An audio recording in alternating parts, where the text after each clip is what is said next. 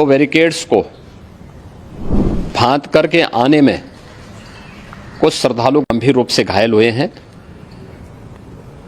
उन्हें तत्काल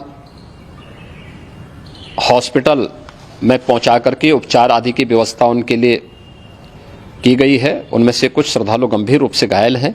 जो घायल हैं, गंभीर रूप से घायल हैं, उनके उपचार की तत्परता के साथ व्यवस्था भी की गई है। उन सबके सकुशल स्वस्थ होने की भी हम कामना करते हैं। संयम से काम लें। ये सब आयोजन सभी लोगों का है। प्रशासन उनकी सेवा के लिए पूरी तत्परता के साथ लगा हुआ है। केंद्र और राज्य सरकार पूरी मजबूती के साथ वहां पर हर प्रकार का सहयोग करने के लिए तत्पर है। माननीय गृह मंत्री श्री अमित शाह जी ने भी और प्रदेश की माननीय राज्यपाल श्रीमती आनंदीबेन पटेल जी ने भी लगातार जानकारी लेकर के सभी के कुशल क्षेम और सकुशल स्नान कराने के बारे में निरंतर रिपोर्ट ले रहे हैं। प्रयागराज महाकुंभ में श्रद्धालुजनों की भारी भीड़ है। लगभग 8 से 10 करोड़ श्रद्धालु इस समय प्रयागराज के अंदर मौजूद है। कल भी 5.5 करोड़ श्रद्धालु जनों ने महाकुंभ का स्नान किया था। ये जो भारी दबाव श्रद्धालु जनों के कारण और श्रद्धालुओं के संगम नोच पर जाने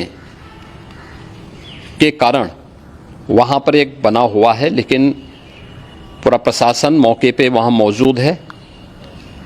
रात्रि को 1 से 2 बजे के बीच में अखाड़ा मार्ग पर, जहां पे अखाड़ों के अमृत स्नान के दृश्य से बैरिकेड्स भी किए गए थे, तो बैरिकेड्स को फांद करके आने में कुछ श्रद्धालु गंभीर रूप से घायल हुए हैं।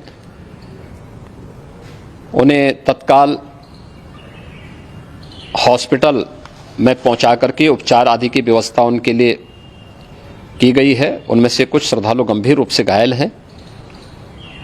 लगातार प्रशासन स्थानीय स्तर पर श्रद्धालुओं की सकुशल स्नान कराने के दृष्टि से रात्रि को कल सायंकाल 6:30-7 बजे से ही मौनी अमावस्या का मुहूर्त प्रारंभ होने के बाद से ही लगातार लगा हुआ है।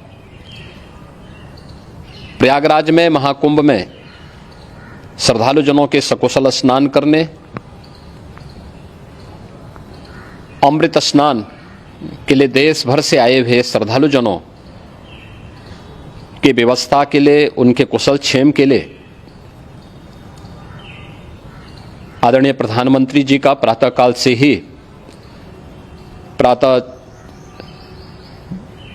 से ही उनके लगभग 4 बार प्रधानमंत्री जी ने हालचाल लिया है। माननीय गृह मंत्री जी ने, माननीय राष्ट्रीय अध्यक्ष भारतीय जनता पार्टी श्री जेपी नड्डा जी ने, माननीय गृह मंत्री श्री अमित शाह जी ने भी और प्रदेश की माननीय राज्यपाल श्रीमती आनंदीबेन पटेल जी ने भी लगातार जानकारी लेकर के सभी के कुशल क्षेम और सकुशल स्नान कराने के बारे में निरंतर रिपोर्ट ले रहे हैं। हम लोगों की प्रातःकाल से ही श्रद्धालुजन जो भी आए हैं वे स्नान कर सकें, इसके लिए यहाँ पे उच्च स्तरीय बैठक भी चल रही है, जिसमें मुख्य सचिव भी हैं, डीजीपी हैं, प्रमुख सचिव गृह हैं, मुख्यमंत्री कार्यालय के अपर मुख्य सचिव के साथ एडीजी लॉ एंड ऑर्डर के साथ साथ अन्य वरिष्ठ अधिकारीगण मौजूद हैं।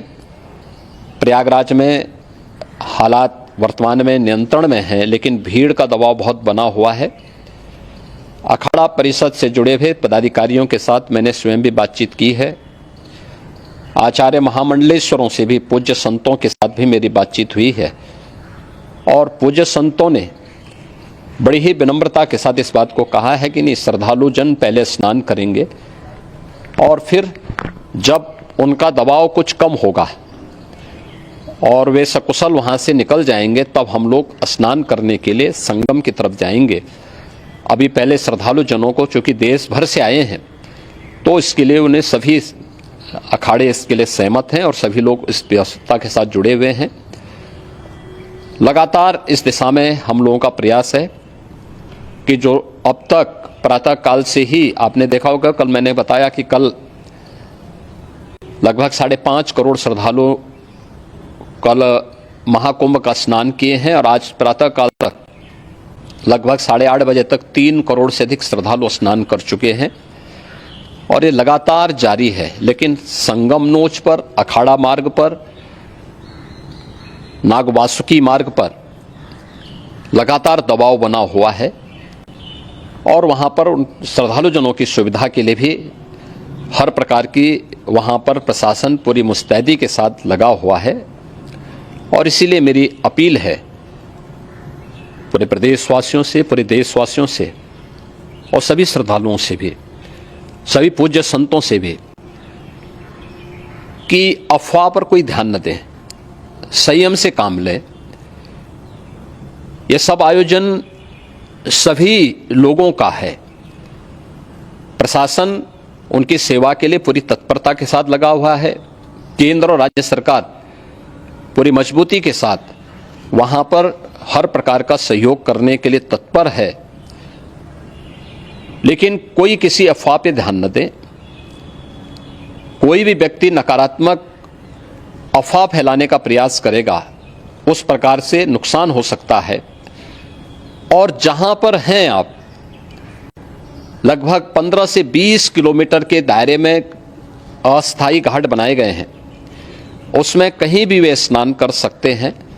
आवश्यक नहीं कि संगम नोच की तरफ ही आएं, क्योंकि भीड़ देखते हुए, खासतौर पर जो बुजुर्ग हैं, बच्चे हैं, श्वास के रोगी हैं, उनको लंबी दूरी तय नहीं करनी चाहिए और जहां पर हैं वहीं पर आराम से पहले स्थिर होकर के कार्य करें, वहां पर रह करके। और जो नजदीक के घाट हैं, उसी नजदीक के घाट में स्नान करेंगे। सब गंगा जी के ही घाट हैं और गंगा जी के इस घाट में वही पुण्य प्राप्त होगा। ये मौनी अमावस्या है। मौनी अमावस्या में स्नान का महत्व है। संगम में स्नान का दबाव बहुत ज़्यादा है, इसलिए सभी लोग अगर वहाँ पे इसमें अपना सहयोग करेंगे तो सकुशल हम सभी श्रद्धालु जनों को वहाँ पर स्नान करने में सफल होंगे। और फिर इसके उपरांत अमृत स्नान के लिए पूज्य संतों से भी, अखाड़ों से भी हम लोग अनुरोध करेंगे।